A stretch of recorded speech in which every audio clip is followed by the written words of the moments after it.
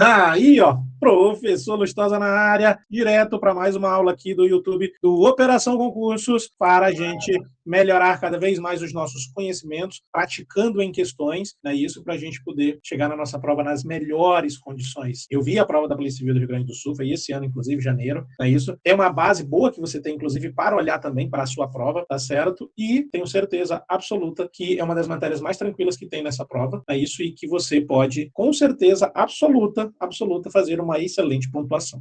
Dito isto, já na tela aqui está, vamos aproveitar para começar a resolver nossas questões de hoje, que trabalharemos na linha das questões psicotécnicas. Questões psicotécnicas são aquelas questões que não têm teoria, tá certo? São aquelas questões que não tem algo que eu possa te ensinar antes. A aula anterior que nós tivemos também da Polícia Penal do Rio Grande do Sul foi de proposição. Lá tem as regrinhas que eu passo, equivalência, negação, valores, tem as regrinhas. Aqui não tem, tá certo? Aqui não tem. Aqui é você por você, fazendo o que precisa fazer, desenrolando o que precisa desenrolar.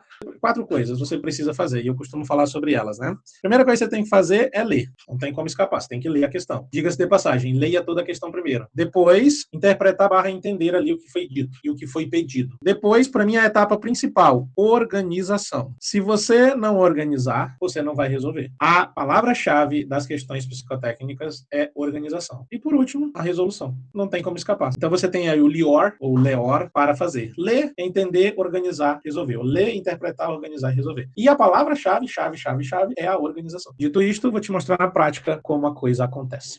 Considere que 5 amigos, Ana, Bruna, Carla, Daniel e Eduardo, moram nos bairros distintos A, B, C, D e E, e possuem profissões diferentes: advogado, biólogo, cozinheiro, designer e engenheiro. Sobre os amigos, sabe-se que o advogado mora no bairro C. Ana é designer e não mora nos bairros A ou B. Não mora, presta atenção, ela não mora nos bairros A ou B. Bruno mora no bairro B e não é engenheiro. O biólogo mora no bairro E. Daniel mora no bairro A. Eduardo não é advogado. Com base nas informações apresentadas, qual é a profissão de Daniel? Então vamos lá. Eu tenho 3 situações: o nome dessas pessoas, eu tenho o bairro que essas pessoas moram e eu tenho a profissão deles, né? A profissão. O advogado mora no bairro C. Então, no bairro C, mora o advogado. Ana é designer e não mora nos bairros A ou B. Então, Ana não mora no bairro C, porque no bairro C é o advogado, ela não é advogada, ela é designer. Bruno mora no bairro B, então não é Ana e nem mora no bairro C, porque Bruno mora no bairro B. E não é engenheiro, tá lindo. O biólogo mora no bairro E. Bom, o biólogo não é Ana, que Ana é designer. O biólogo não mora no bairro C, porque o bairro C é advogado. O biólogo não é Bruno, que mora no bairro E, e o Bruno mora no bairro B, e o biólogo no bairro E. Então, bota o bairro E aqui e bota o biólogo. Daniel mora no bairro A. Bom, então também não é advogado. Ele não é Ana, ele não é Bruno, ele não é o biólogo, porque o biólogo mora no bairro E. Então, se eu fosse pensar aqui, ó, eu vou botar bem aqui em cima, ó. Daniel mora no bairro A. Agora, você sabe, resolvido. Por exemplo, se você olhar os bairros, e eu vou preencher todo, tá? Depois a gente chega na resposta, ele está pedindo a profissão de Daniel. Facilmente a gente já vai achar, eu já sei qual é a profissão de Daniel, mas eu vou complementar tudo para a gente poder aprender mais. Os bairros A, B, C e E já estão postos, então eu acabei de descobrir que Ana mora no bairro D. É verdade. E aí, preste-me muito bem atenção. A última informação fala que Eduardo não é advogado. Bom, só está faltando o bairro E, o biólogo, e o bairro C, advogado. Porque Daniel está no A, Ana no D e Bruno no B. Então, olhando o nome por bairro, e independentemente da função, mas a função vai me ajudar, porque eu tenho espaço no bairro C para o advogado e no bairro E para o biólogo. Eduardo não é o advogado, então ele não está no bairro C.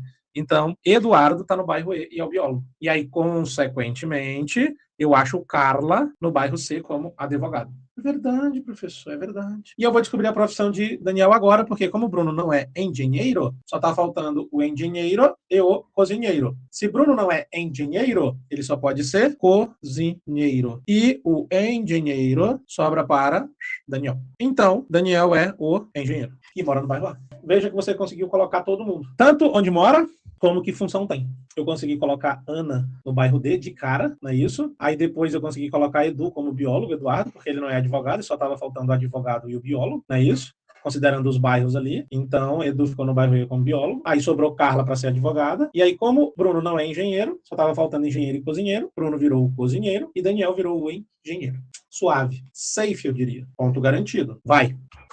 5 pessoas, Ana, Bruno, Carlos, Daniela e Eduardo estão sentados em uma fila, não necessariamente nessa ordem. Sabe-se que Ana está na frente de Bruno, é verdade, está na frente de Bruno. Carlos está atrás de Daniela. Bruno está na frente de Carlos. Com base nessas informações, é correto afirmar aqui. Olha que interessante. Defina a frente, defina atrás. Só por uma questão de organização. Ana está à frente de Bruno. Ok. Carlos está atrás de Daniela. Daniela e Carlos. Bruno está à frente de Carlos. Junta essas informações. Daniela e Carlos. É possível. Agora aqui eu posso botar Bruno, Daniela e Ana. Olha, é verdade, professor. Ana na frente de Bruno, Carlos atrás de Daniela. E Bruno na frente de Carlos. Não é que é verdade, professor. Digo mais. Teria mais uma organização. Daniela, Ana, Bruno e Carlos. Porque Daniela, Carlos está atrás dela. Está. Ana está na frente de Bruno. Está. E Bruno está na frente de Carlos. Está. É verdade, professor. Psicotécnicos estão de fato no edital? Estão. Te digo, inclusive, em que parte do edital ele está. Eu tenho o edital aqui, ó. É que nunca vem com o nome psicotécnico. Eu que chamo psicotécnico, tá certo? Raciocínio. Abrindo o edital na onde ele pertence, mesmo.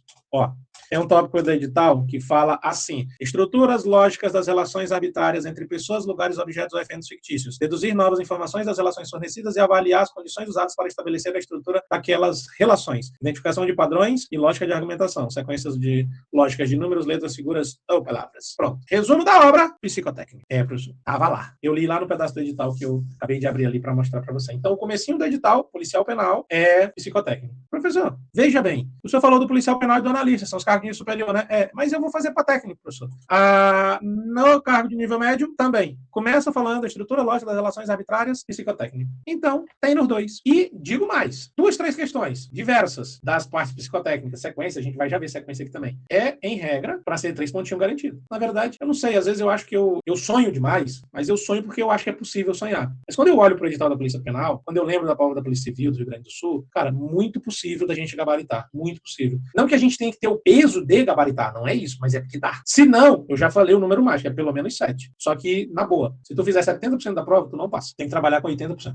Eu acabei de fazer um concurso, e eu fiz 79 pontos, quase 80, de 100. Eu fiquei em 15º, apenas. Só que só eram 2 vagas. Tô lá na lista de classificados. Poderia dizer que fui aprovado, mas eu não tô dentro das vagas. Eu sou o 15º, com 79 pontos, de 100. Pois é. O primeiro colocado tá com 93, 92 ou 93. E aí as questões psicotécnicas, voltando aqui para nossa aula, são questões muito boas, inclusive, para melhorar nossa cabeça. Você não acha e ou não crê. E eu não vou brigar com isso e não vou discutir. Mas, cientificamente comprovado, e não fui eu que fiz a pesquisa, essa pesquisa, são pesquisas no plural, não são uma só pesquisa, pesquisas no plural mostram que um cérebro ativo é um cérebro que aprende mais. E que existem mecanismos que a gente pode ativar o cérebro. E essas questões, que parecem muito inofensivas, são questões que ajudam a ativar o cérebro. São as questões psicotécnicas. Eu chamo de psicotécnicas, né? Porque no nome no edital não está assim, né? Mas eu traduzo para isso. Basicamente por um sentido. Eu chamo de psicotécnico porque o que é psicotécnico não tem teoria, entendeu? É prática. Até quando você estuda para teste psicotécnico, não tem muita teoria. Eles mostram na prática mais ou menos como são os testes, não é isso?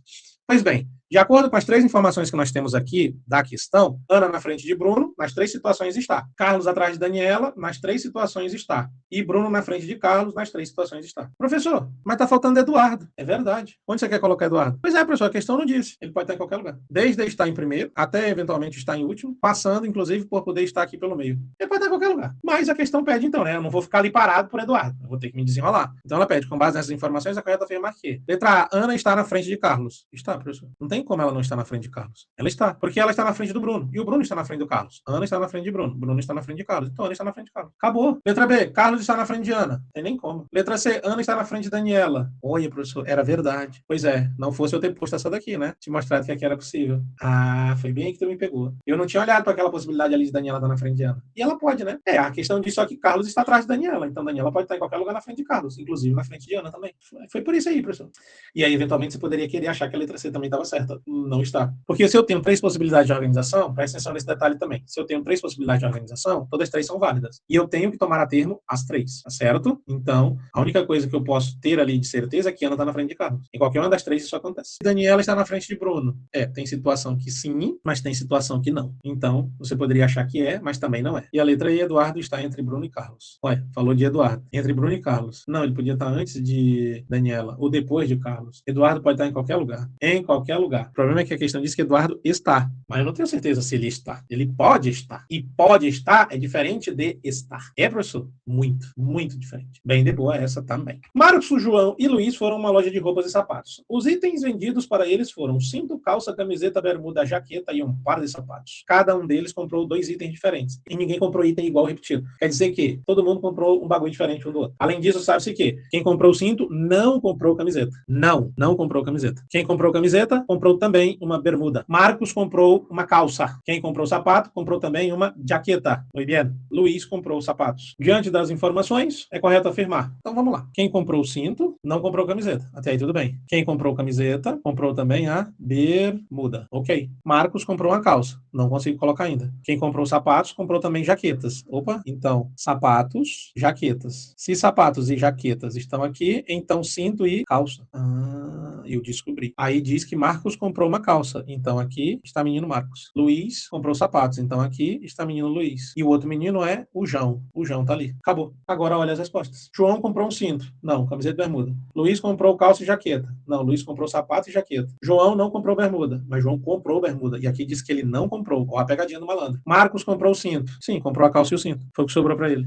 É porque quem comprou camiseta comprou bermuda, quem comprou sapato comprou jaqueta, então quem comprou cinto comprou calça. Olha, professor, até combina. Não, eu não tô preocupado com o que combina. É só pra gente chegar na resposta certa. E ali Marcos comprou bermuda, está errado. Marcos comprou cinto e calça. Viu que não é nenhum bicho-papão? Não, essas aqui são as melhores. Agora essa é linda. Em relação a um código de 5 letras, sabe-se que brico e lungo não tem letras em comum com ele. Tá bom. Tira tudo que tiver BRICOLUNG. Pode tirar. Ponto tem uma letra em comum, que está na posição correta. Teste tem com ele 3 letras em comum, que se encontram na mesma posição. Facão tem uma letra em comum, que está na posição correta. Então, ponto e facão tem uma letra em comum e está na posição. E teste tem 3 letras. Agora, atenção, please. Brico e lungo não tem letras em comum, então não pode ser os ossos. Como também não pode ser os N's. Verdade. E C, não pode ser o C. Meu Deus, é verdade, professor. Eu tirei letras que podem ser. Então, entre ponto, se eu tenho uma letra em comum, ou é o P ou é o T. E em facão, eu tenho uma letra em comum, que ou é o F ou é o A. Está na mesma posição. Ponto e facão tem uma letra em comum na mesma posição. Agora, olha que interessante. Não pode ser o T do ponto e o A do facão na parte do cão. Ou é o T ou é o A. Assim como no começo, ou é o P ou é o F.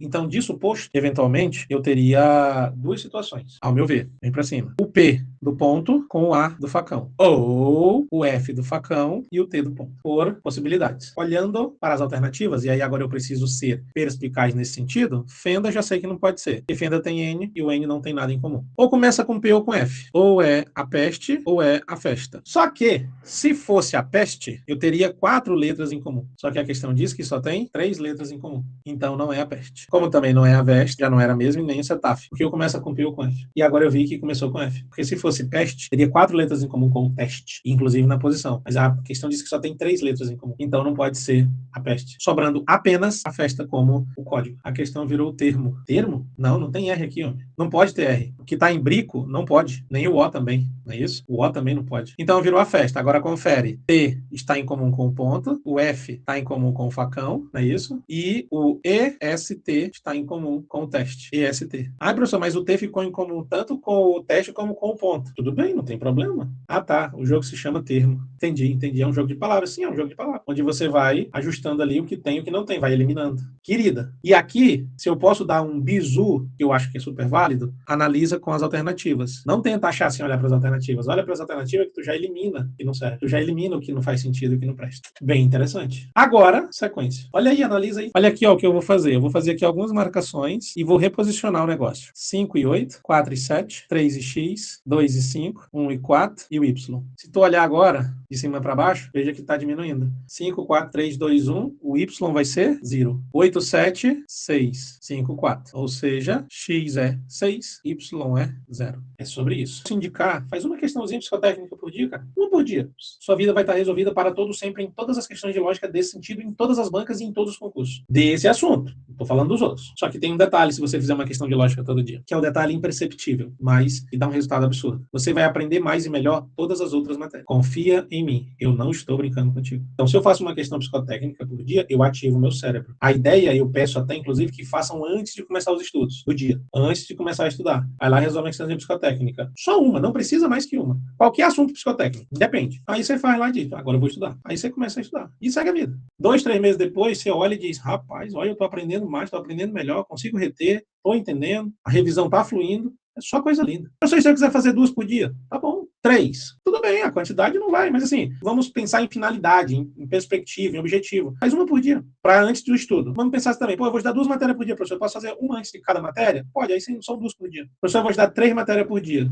Dá para fazer uma antes de cada matéria? Dá, 3 matérias por dia, 3 questões, tranquilo. É muito pessoal, mas o resultado é para todos, que fizerem, obviamente, né? Foi ideia. Essa eu reposicionei. Aí você pergunta assim, professor, como que o senhor vê esse negócio? Como que o senhor vê que marcou ali de 2 em 2 e reposicionou? Pois é, a visão está baseada na prática. De tanto fazer, quando eu olho hoje, eu digo, é por aí. E não necessariamente que seja o caminho de dividir ali para olhar. Tem vários, diversos, infinitos caminhos. Quer um exemplo? Olha lá. 19, eu vou reposicionar aqui, 38, 76, 152. Aí se eu fizer uma análise bem criteriosa, dando uma olhadinha aqui, ó, 19 vezes 2, 38, professor. 38 vezes 2, 76, professor.